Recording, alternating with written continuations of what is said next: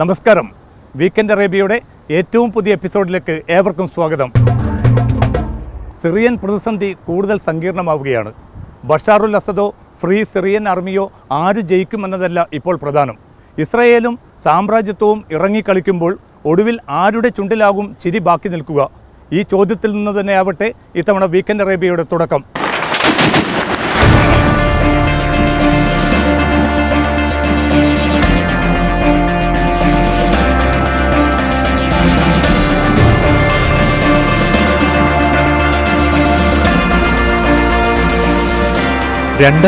മാർച്ചിൽ നടന്ന യാങ്കിയുടെ അധിനിവേശം ഇറാഖിനെ മുച്ചൂടും തകർത്തു.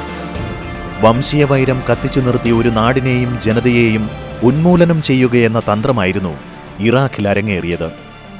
3 വർഷമായി തുടരുന്ന സിറിയയിലെ ആഭ്യന്തര സംഘർഷം ഇറാഖിനേക്കാൾ തീവ്രമായാണ് മുന്നേറുന്നത്. ലക്ഷത്തോളം പേരുടെ ജീവൻ കവരുകയും ദശലക്ഷത്തിലേറെ മനുഷ്യർ അഭയാർത്ഥികളായി മാറുകയും ചെയ്തിരിക്കുന്നു. സംഘർഷത്തിന്റെ ഭാവി പരിണതി കൂടുതൽ ആപൽക്കരമായിരിക്കും. തുർക്കിയിലേക്കും ലെബനാനിലേക്കും മാത്രമല്ല, പശ്ചിമേഷ്യയിലേക്കൊന്നാകെ സംഘർഷം പടരുകയാണ്. സിറിയയുടെ ശിഥിലീകരണം ആഗ്രഹിച്ചവർ ആഹ്ലാദത്തിലാണ്. അമേരിക്കയ്ക്ക് സ്വന്തം താല്പര്യത്തെക്കാൾ കൂടുതൽ പ്രാധാന്യം കൊടുക്കുന്നത് ഇസ്രായേലിൻ്റെ താല്പര്യത്തിലാണ്. അപ്പോൾ ഇസ്രായേൽ ഒരു സ്ട്രാറ്റജിക് പാർട്ട്ണർ, അങ്ങനെ ഒരു അലയൻസാണ് അവരുടെ. അപ്പോൾ ഇസ്രായേലിനെ സംരക്ഷിക്കാൻ എന്തെല്ലാം ചെയ്യണോ അതാണ് അമേരിക്ക ആദ്യം ചെയ്യുക ഈ റീജിയണിൽ. ലെബനാനിലെ ഷിയ മിലിഷിയായ ഹിസ്ബുല്ലയുടെ ഇടപെടലും സിറിയയിൽ ഇസ്രായേൽ നടത്തിയ ബോംബ് ആക്രമണങ്ങളും മുമ്പൊരിക്കലും ഇല്ലാത്ത വിധം പശ്ചിമേഷ്യൻ ആശങ്ക അധികരിപ്പിച്ചു. എന്തുവന്നാലും ബഷാർ അൽ അസദിനെ അംഗീകരിക്കില്ലെന്ന് വിമതപക്ഷം പ്രഖ്യാപിക്കുന്നു. കീഴടങ്ങാൻ തയ്യാറല്ലെന്ന് ബഷാർ അൽ അസദും. അമേരിക്കയും റഷ്യയും കൂടെ ഒരു ഇൻ്റർനാഷണൽ കോൺഫറൻസ് വിളിക്കുമെന്ന് പറയുന്നു സിറിയയിൽ. ഇപ്പോൾ ഇന്നലെ മാഡ്രിഡിൽ ഫ്രണ്ട്സ് ഓഫ് സിറിയ ഗ്രൂപ്പ് ഉണ്ടായിരുന്നു. അവരെല്ലാം പറഞ്ഞ ഒരു നെഗോഷിയേറ്റഡ് സൊല്യൂഷന് വകയില്ല ആസാദ് താഴ്ത്തിറങ്ങാതെ. ലോകരാജ്യങ്ങളുടെ പിന്തുണയോടെയായിരുന്നു ബഷാർ അൽ അസദ് എന്ന ഏകാധിപതിക്കെതിരായ ആദ്യ നീക്കം. എന്നാൽ ഇറാനെയും റഷ്യയെയും കൂട്ടുപിടിച്ച് അസദ് ഭരണകൂടം മറുതന്ത്രങ്ങൾ മെനഞ്ഞു. അമേരിക്കയുടെ താല്പര്യം എന്ന് വെച്ച് കഴിഞ്ഞാൽ ഒരിക്കലും ഇറാനെ ഒരു ശക്തിയായിട്ട് ഇവിടെ വളരാൻ സമ്മതിക്കരുത്. കാരണം വെച്ച് കഴിഞ്ഞാൽ ഈ ഗൾഫിലെ സ്ട്രാറ്റജിക് ഇൻട്രസ്റ്റൊക്കെ അവർക്ക് പ്രശ്നമായി തീരും. പിന്നെ ഇത്രയും ട്രേഡും ഇത്രയും economic and financial political relations ഈ ഗൾഫ് രാജ്യങ്ങളിലൊക്കെ ആയിട്ട് അമേരിക്കയ്ക്ക് വളരെ താല്പര്യമുണ്ട്. അതിനൊരു വെല്ലുവിളിയായിട്ട് മെല്ലെ മെല്ലെ ഇറാൻ പൊന്തി വരികയാണ്. അതിൻ്റെ ആഘാതമാണ് മേഖല ഇന്ന് അനുഭവിക്കുന്നതും. ഇറാഖിനു ശേഷം പശ്ചിമേഷ്യ കണ്ട ഏറ്റവും ബീഭത്സമായ നരമേധങ്ങളും കൂട്ടക്കശാപ്പുകളും നശീകരണങ്ങളുമാണ് ദമാസ്കസ് ഉൾപ്പെടെയുള്ള പൗരാണിക നഗരങ്ങളിൽ അരങ്ങേറുന്നത്. വൻ ശക്തികൾ തങ്ങളുടെ നിക്ഷിപ്ത താൽപ്പര്യങ്ങൾക്കു വേണ്ടി ഇറങ്ങിക്കളിക്കുകയാണ് സിറിയയിൽ. രാസായുധങ്ങൾ വരെ എത്തിച്ചു കൊടുക്കാൻ അവർക്കൊരു മടിയുമില്ല. മുമ്പ് ഇറാനെ അമർച്ച ചെയ്യാൻ സദാമിന് രാസായുധം വെച്ച് നീട്ടിയതിൻ്റെ അതേ തുടർച്ചയാണ് സിറിയയിലും പുലരുന്നത്. യാങ്കിക്കും റഷ്യയ്ക്കും ദമസ്കസിൽ എന്ത് കാര്യമെന്ന ചോദ്യം പോലും ഉയരുന്നില്ല എന്നതാണ് ഏറെ ദുഃഖകരം. സിറിയൻ പ്രതിസന്ധിയുടെ വ്യാപ്തി ഉയർത്തുന്ന ആശങ്ക അറബ് ഗൾഫ് രാജ്യങ്ങൾക്ക് നന്നായുണ്ട്. എന്നാൽ പതിവ് നിസ്സഹായതയാണ് ഇവിടെയും പ്രശ്നം.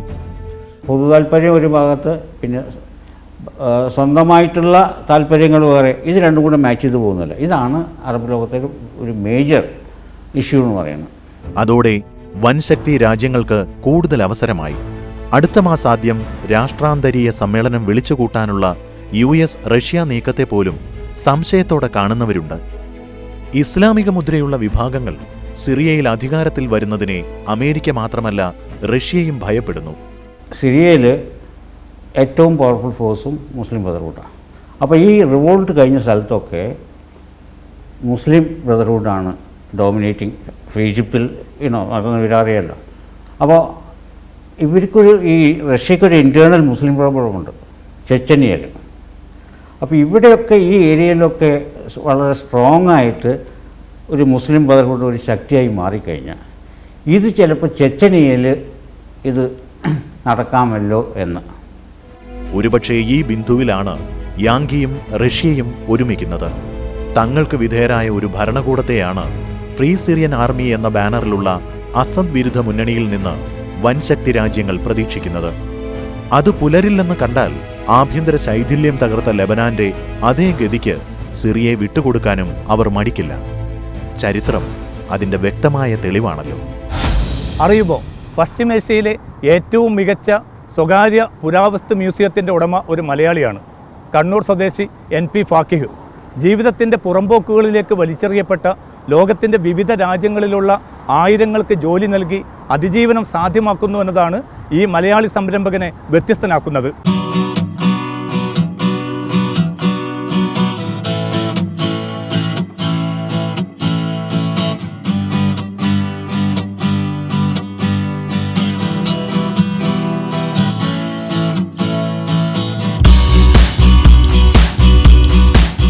പാഴ്വസ്തുക്കളുടെ പുനരുപയോഗം ഉറപ്പാക്കി വിവിധ രാജ്യങ്ങളിൽ ആയിരങ്ങൾക്ക് മാന്യമായ തൊഴിൽ നൽകുക, ഇതായിരുന്നു കണ്ണൂർ സ്വദേശി NP ഫാക്കിഹിന്റെ വലിയ സ്വപ്നം. പ്രവാസലോകത്ത് പലർക്കും ദഹിക്കുന്നതായിരുന്നില്ല ഈ ആശയം. എങ്കിലും ഫാക്കിഹ് വിട്ടില്ല. 1994 ദുബൈ കരാമയിൽ സമ്മാനങ്ങളുടെ ചെറിയൊരു ഷോപ്പ് തുറന്നു. തുടർന്നങ്ങോട്ട് തിരിഞ്ഞു നോക്കേണ്ടി വന്നില്ല. സഞ്ചാരവും സ്വപ്നവും ഒപ്പം പദ്ധതികളും വളർന്നു. ദുബൈ അൽക്കൂസിലെ ആന്റിക് മ്യൂസിയം എന്ന കൂറ്റൻ സ്ഥാപനം പിറന്നതോടെ സ്വപ്നങ്ങൾക്ക് കൂടുതൽ നിറം വെച്ചു. കേവലം ഒരു മ്യൂസിയം എന്ന് ഇതിനെ വിളിക്കാൻ വരട്ടെ. പാഴ്വസ്തുക്കളിൽ രൂപമാറ്റം വരുത്തിയും അവഗണിച്ചും കളയുന്ന പുൽനാമ്പുകളിൽ പോലും വിപണി സാധ്യത കണ്ടെത്തിയും പുരാവസ്തുക്കളുടെ വേറിട്ട മാതൃകകൾ ക്രമീകരിച്ചും ഇതാ വലിയൊരു ലോകം തന്നെയാണ് നമുക്ക് മുമ്പാകെ മലർക്ക തുറന്നിരിക്കുന്നത്. പരിചിതവും അപരിചിതവുമായ ഏതോ കാലഘട്ടങ്ങളിലൂടെയുള്ള ഹൃദ്യമായ അനുഭൂതി തന്നെയാണ് ഇവ നമ്മിൽ നിറയ്ക്കുന്നത്. അന്യം നിന്നു പോകുന്ന സംസ്കാരത്തിന്റെ ചീന്തുകളാണ് വിലപ്പെട്ട സമ്മാനങ്ങളുടെ രൂപത്തിൽ ഇവിടെ സംവിധാനിച്ചിരിക്കുന്നത്. 10-30 രാജ്യങ്ങളിൽ നിന്നുള്ള വേറിട്ട ഇനങ്ങൾ അതിൽ കാണാം. അതാതിടങ്ങളിലെ സംസ്കാരത്തിന്റെ സ്പർശവുമുണ്ട് എല്ലാറ്റിനും. ഇതിൻ്റെ നിങ്ങൾ ഈ കാണുന്ന കളർ ക്രിസ്റ്റൽ ഗ്ലാസ്സുകൾ ഹാൻഡ് മെയ്ഡാണ്. ഇത് സാധനം ചരിത്രം പറയുന്ന ഡോറിൻ്റെ കൂട്ടത്തിൽ ഏഷ്യയിൽ ഏറ്റവും പ്രധാനപ്പെട്ട ഒരു ഡോറാണ് നിങ്ങൾ ഈ കാണുന്ന ഗോൾഡ് ലീഫ് ഡോർ.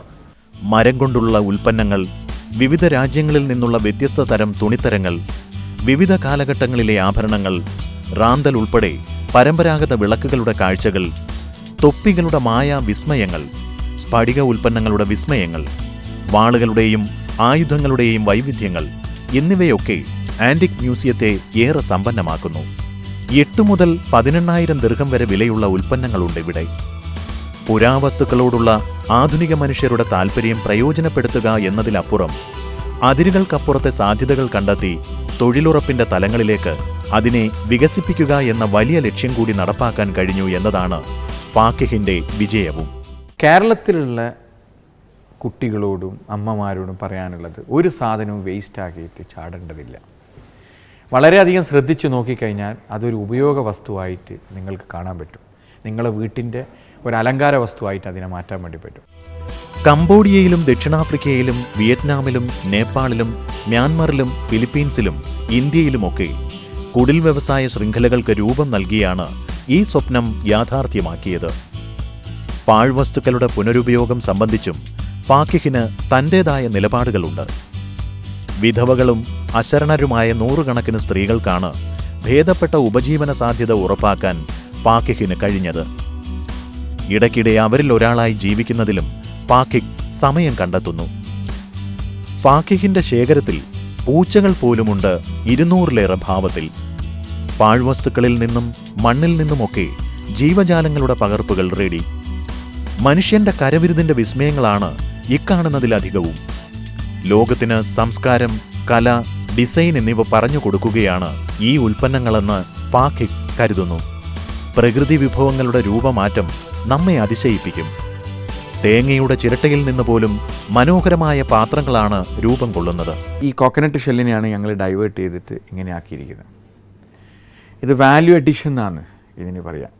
പുരാവസ്തുക്കളുടെ ഈ കനപ്പെട്ട ശേഖരമൊരുക്കുക അത്ര എളുപ്പമായിരുന്നില്ല. കഠിനാധ്വാനവും ഭാവനയും സ്വന്തം വഴിത്താരകളും അതിന് കൂട്ടായി.